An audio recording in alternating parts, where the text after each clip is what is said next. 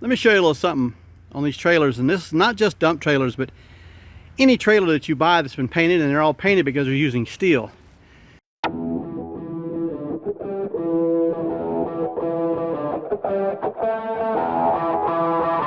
So what happens is, when they buy the steel to make these trailers, it doesn't like get shipped immediately from the foundry straight to the manufacturer, then they build it. That's not what happens.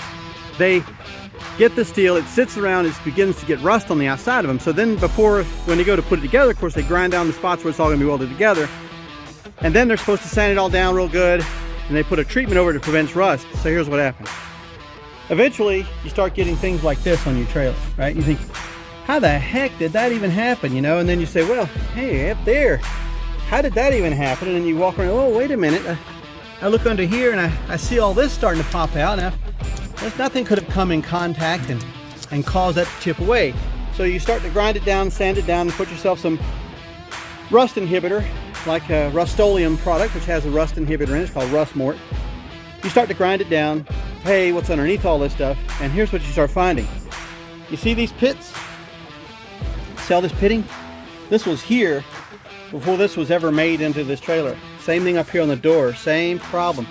Same thing down here. This is a place where there's no reason why this should be here, but because they sanded it down and they didn't use the rust inhibitor when they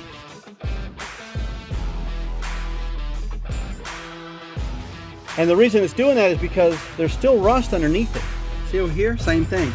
And these are in positions where, I mean, nothing really got onto it right here, and especially when you look underneath here and some other places. So when you're buying a trailer, just know you need to keep an eye on that, because when you see this start to pop through, you want to make sure you grind it off really good and then use a Rust-Oleum product on it. And Rust-Oleum only because they have Rust Mort. There's other products besides Rust-Oleum, but make sure they have a Rust Mort in there. So when you do it back over there, it won't just rust back away like they did.